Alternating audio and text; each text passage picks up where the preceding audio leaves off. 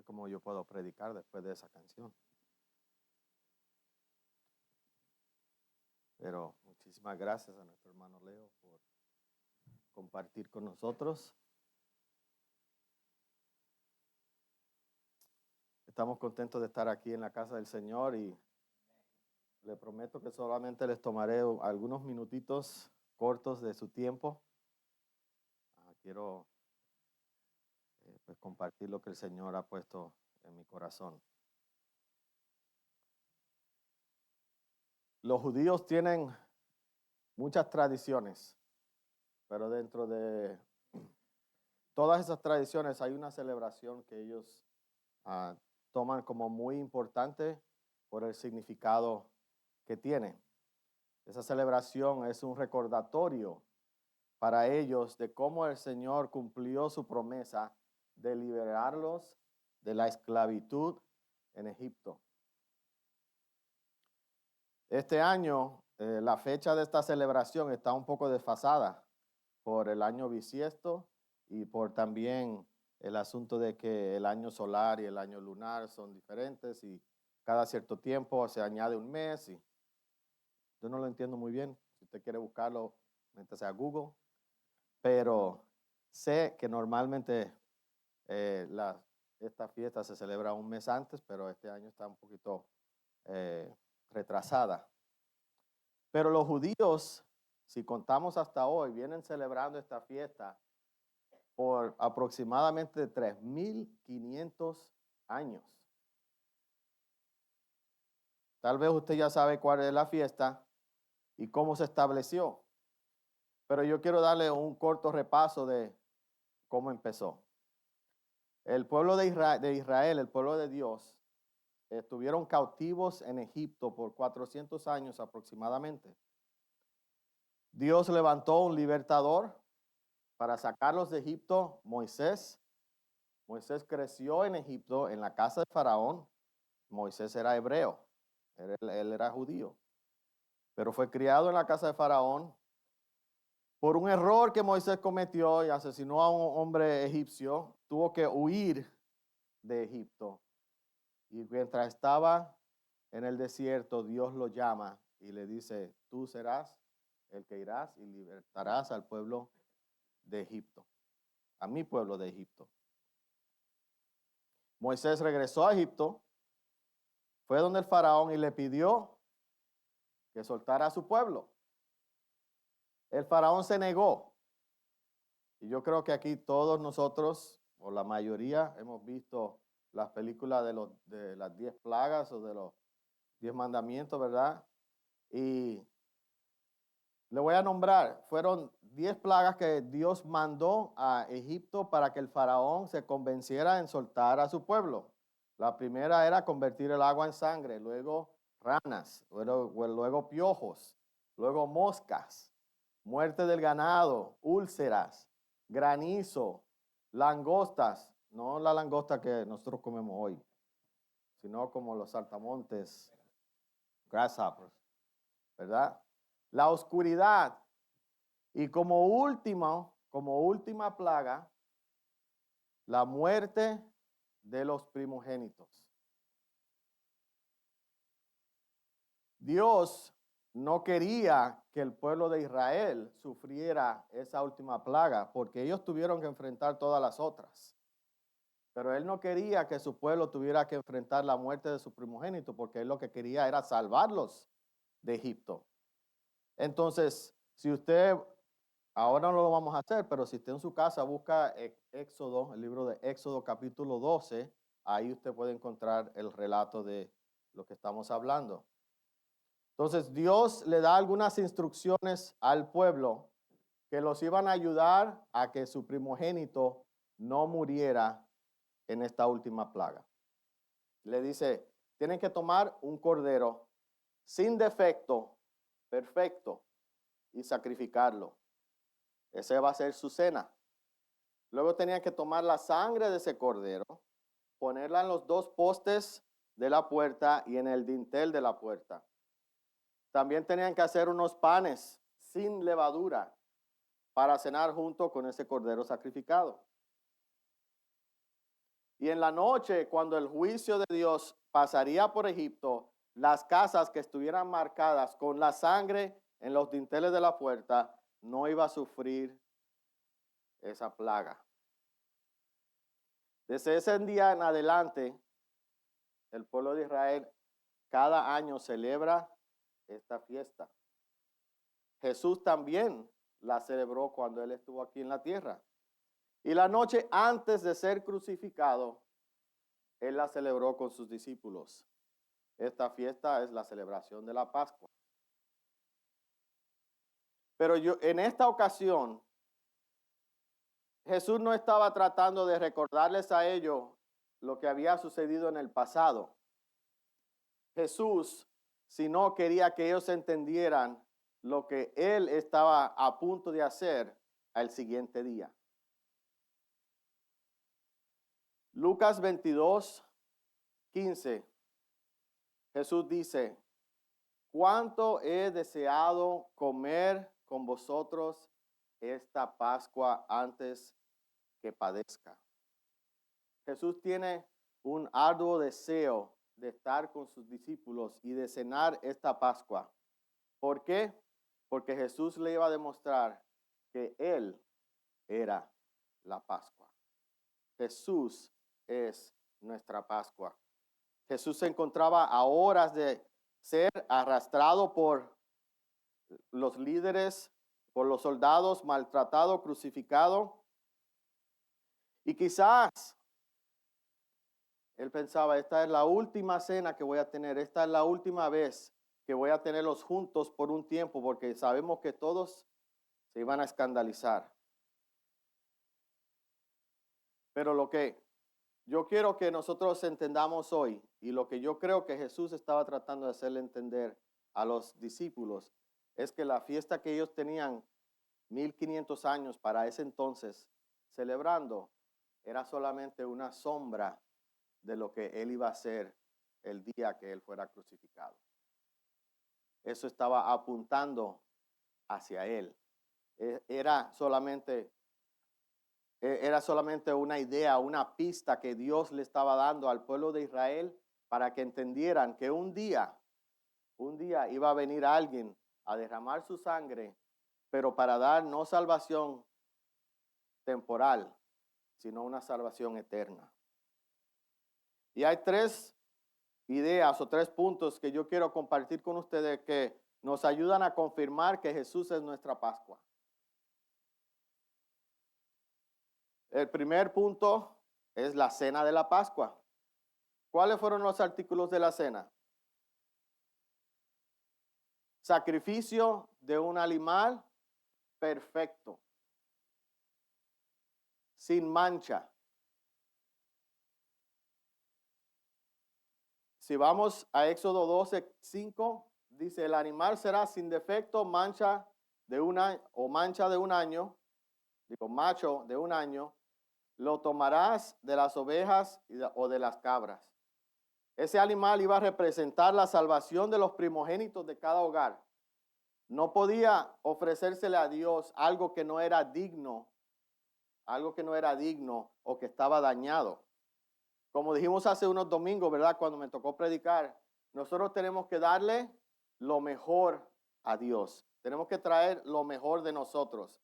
De la misma manera, si ellos iban a sacrificar algo que era digno, ellos tenían que traer lo mejor que tenían.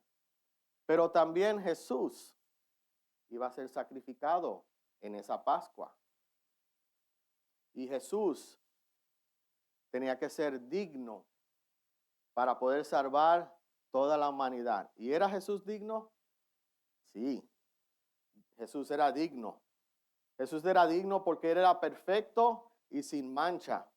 Dice Hebreos 7:26-28, hablando de Jesús. Dice: porque tal sumo sacerdote nos conviene, santo, inocente, sin mancha, apartado de los pecados, hecho más sublime que los cielos, que no tiene necesidad cada día, como aquellos sumos sacerdotes, de ofrecer primero sacrificios por su propio pecado y luego por los del pueblo, porque esto lo hizo una vez para siempre, ofreciéndose Así mismo, porque la ley constituye sumos sacerdotes a débiles hombres, pero la palabra del juramento posterior a la ley, al Hijo, hecho perfecto, ¿para cuánto tiempo? Para siempre. Cristo es el sacrificio perfecto que se necesitaba para la Pascua. Jesús es esa ofrenda perfecta que requiere el Padre. La segunda parte de la cena, los panes sin levadura. En el caso de Egipto, ¿verdad? Dios le dice que hagan panes sin levadura porque ellos no iban a tener tiempo de esperar a que la masa se inflara y se hinchara, ¿verdad? Para poder entonces usarla y hacer el pan. Ellos no lo sabían todavía, pero esa misma noche de la plaga de los primogénitos, fue la noche que ellos salieron.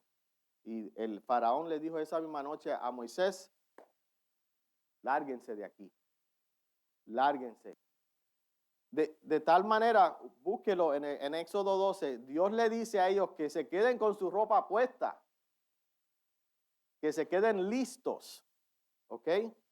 Entonces, esa masa tenía que ser sin levadura porque ellos iban a salir deprisa. Ellos no podían esperar, tenían que comer de una vez y no podían esperar al pan. Pero si nosotros buscamos versículos en el Nuevo Testamento que nos hablan de levadura, nos hablan de cosas impuras, nos habla de las malas enseñanzas de los fariseos. Mateo 16:6 dice Jesús, atención, les advirtió Jesús, tengan cuidado con la levadura de los fariseos y con la de los saduceos. Jesús le está avisando a sus discípulos que tengan cuidado. ¿Por qué? ¿Por qué? Porque en este caso la levadura representa algo que es dañino al ser humano, espiritualmente hablando. Algo que está mezclado. Cuando uno tiene dos elementos, este es puro y este es puro, y uno los mezcla, ¿son puros todavía? Ya no, ya no, porque están mezclados. Si tienes leche y café, café negro puro, leche pura, los mezclas, ¿puedes separar el café de la leche después? No, no. Algo que está mezclado así ya no es puro. Y lo que Jesús le está diciendo a los apóstoles, a los discípulos, yo no quiero que ustedes se mezclen con las ideas que tienen los fariseos. Yo no quiero que se mezclen con su simple tradición, que ignoran todo lo bueno que se debe hacer, ignoran a Dios mismo por seguir sus tradiciones y la ley. Jesús estando ahí delante de ellos, ¿qué hacen con él? Lo crucifican. Porque no entendían. Entonces, cuando algo está mezclado, no es puro. Jesús en algún momento se mezcló con algo aquí en la tierra. ¿Había algún pedacito de impureza en Jesús? Hechos 3:14 nos dice, mas vosotros repudiasteis al santo y justo, y pediste que os se concediera un asesino. Al santo y justo. Algo que es santo es algo que está separado para el uso de Dios. ¿Ok? No está mezclado con lo demás. Está apartado, está separado. Jesús era perfecto y separado. Por eso en la última cena, Él les explica lo del pan. ¿Por qué? Porque Él era ese pan sin levadura, no mezclado, no adulterado, no manchado, que se estaba ofreciendo en sacrificio para ellos. Y les dice, tomó el pan y dio gracias y lo partió y les dio diciendo, esto es mi cuerpo, que por vosotros es dado. Haced esto en memoria de mí. Él estaba ofreciendo algo que solamente él podía dar. Y era una persona pura, santa y sin mancha. ¿Por qué? Porque Jesús es nuestra Pascua. La sangre de la Pascua era sangre como una señal para anular el juicio de Dios sobre esa casa. Hebreos 9:22 nos dice, y casi todo es purificado según la ley con sangre, y sin derramamiento de sangre no se hace remisión de pecado. Ya explicamos que en Egipto la sangre fue puesta en los dinteles de las puertas para que cuando el juicio de Dios bajara, viera la sangre y supiera que en esa casa no iba a haber muerte. Pero ahora la sangre del Cordero de Dios derramada sobre un madero no solo detiene el juicio de Dios para una persona, sino para cada persona que está dispuesto a aceptar su llamado. No solamente era sangre para liberar a uno, sino que la sangre de Cristo tiene poder para liberar a todos los que están dispuestos a llamarlo. Y también es necesario mencionar que la salvación o la liberación que recibió el pueblo de Dios en Egipto fue algo temporal y físico. Ellos, los primogénitos, no murieron esa noche, ¿verdad que no? Fueron liberados. Pero sí murieron. Sí murieron, lo más probable en el desierto, cuando entraron en el desierto, porque ahí murieron casi todos. ¿Ok? Ellos sí murieron. Su liberación, su salvación fue por un tiempo y la muerte los alcanzó en algún momento. Pero cuando Jesús nos libera, cuando Jesús nos salva del juicio de Dios, no es por un momento, no es por un tiempo, es para siempre. Es una salvación espiritual que dura la eternidad. Y lo hizo con su propia sangre. Hebreos 9, 11 y 12 nos dice, entonces Cristo ahora ha llegado a ser el sumo sacerdote sobre todas las cosas buenas que han venido. Él entró en ese tabernáculo superior y más perfecto que está en el cielo, el cual no fue hecho por manos humanas, ni forma parte del mundo creado. Con su propia sangre, no con sangre de cabras ni de becerros, entró en el lugar santísimo una sola vez y para siempre, y aseguró nuestra redención temporal. Aseguró nuestra redención momentánea. Aseguró nuestra redención eterna. La obra de Cristo es eterna, eterna. Por eso, si nosotros ignoramos lo que Cristo hizo en esa Pascua por nosotros, también la condena es eterna. Porque lo que Él está ofreciendo es eterno. Lo que Él nos da es eterno. Y si hacemos un pacto con Él, en su sangre, Él nos entrega esa redención eterna. Lucas 22:20 dice, de igual manera, después que hubo cenado, tomó la copa diciendo, esta copa es el nuevo pacto en mi sangre, que por vosotros es derramada o se derrama. Porque Jesús es nuestra Pascua. Todos los componentes que nosotros estamos viendo en la Pascua original, los estamos viendo en la vida de Jesús Él explicándolo la noche antes de ser crucificado y cumpliéndolo el día que fue crucificado.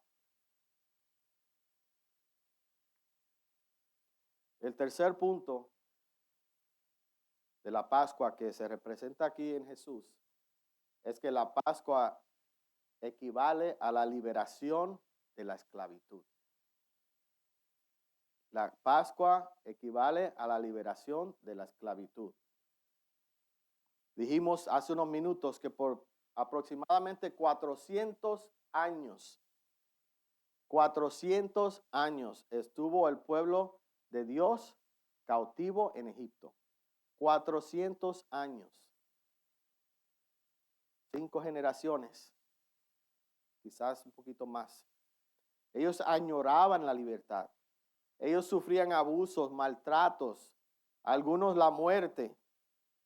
Fueron testigos de todas las plagas. Pero no fue hasta la última que ellos recibieron su liberación. Y Dios les dijo que cuando ellos recibieran esa liberación, ellos tenían que recordar esa fiesta y esa Pascua la tenían que recordar perpetuamente como la liberación, el momento que llegó la liberación a su pueblo. Éxodo 12:14 dice, y este día os será en memoria y lo celebraréis como fiesta solemne para Jehová durante vuestras generaciones, por estatuto perpetuo lo celebraréis. Dios le dijo, yo le voy a dar su libertad, pero ustedes lo van a recordar perpetuamente. Y yo creo que les dijo que lo tenía que recordar perpetuamente porque en algún momento iba a llegar Jesús, que es la culminación de ese mismo evento, que es el cumplimiento de esa fiesta que por tantos años ellos celebraron. Y la libertad que ellos recibieron nuevamente fue una libertad física. Ellos recibieron libertad para salir de cierta nación, para salir de cierto lugar, para salir de cierto espacio. Y solamente quiero comentar que algunos días después estaban diciendo, mejor hubiéramos estado en Egipto, el pueblo. Pero cuando Jesús cumplió su sacrificio en la cruz, Él también nos trajo libertad. No libertad para salir de un lugar a otro. No libertad para moverme de aquí a allá.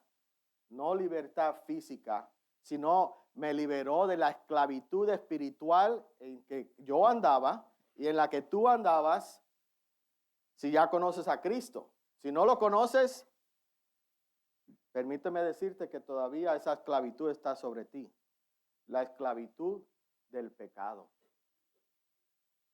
Juan 8:34 al 36 dice, Jesús les respondió, de cierto os digo, que todo aquel que hace pecado, esclavo es del pecado.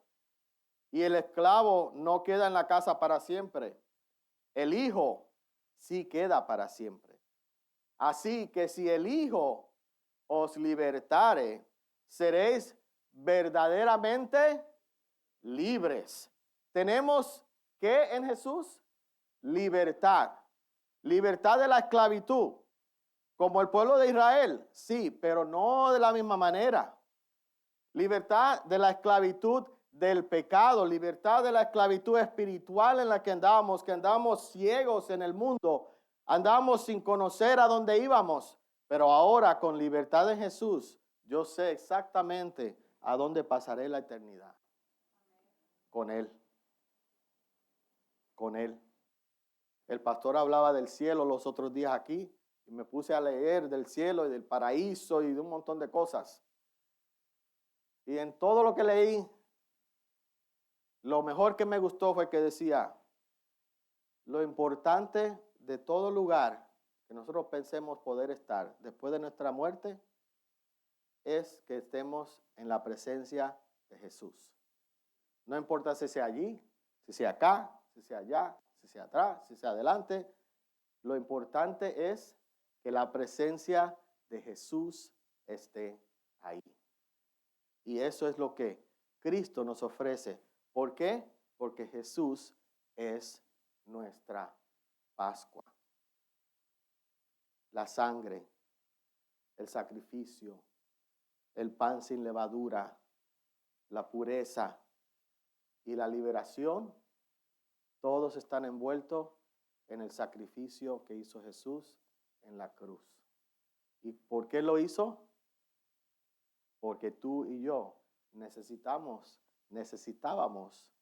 o tal vez algunos necesitamos todavía, liberación de nuestra esclavitud. Ahora, ¿qué vamos a hacer? Cristo es nuestra Pascua. Nosotros tenemos que seguir celebrando. Pero ¿cómo vamos a celebrar? ¿Vamos a tomar en cuenta el sacrificio que hizo Jesús? ¿Vamos a tomar en cuenta su sangre en el madero? ¿Vamos a tomar en cuenta su piel desgarrada como pan? ¿O vamos a ignorar lo que los judíos vienen celebrando por 3,000 y pico de años? Vamos a ignorar todo eso, vamos a ignorar a Jesús también. O vamos a hacer lo que dice 1 Corintios 5:7. Limpiaos pues de la vieja levadura para que seáis nueva masa, sin levadura como sois. Porque nuestra Pascua, que es Cristo, ya fue crucificada por nosotros. Nosotros tenemos que limpiarnos de la levadura. ¿Para qué? Para no despreciar la Pascua que ha sido sacrificada por nosotros. Dios nos llama a la misma pureza que Él exigió de Jesús para que Jesús pudiera ser la Pascua de nosotros. Pero nosotros no podemos alcanzar esa pureza si nosotros no estamos conectados con Él, si nosotros no hacemos pacto con Él. Así que les insto en esta noche que hagamos pacto con Jesús, que nos sentemos a la mesa como se sentaron sus discípulos esa última noche, que compartamos con Él y que aceptemos su cuerpo, su sangre y que nos limpiemos de la levadura que nos está manchando para poder estar junto con Él. Que Dios le bendiga. Jesús es nuestra Pascua.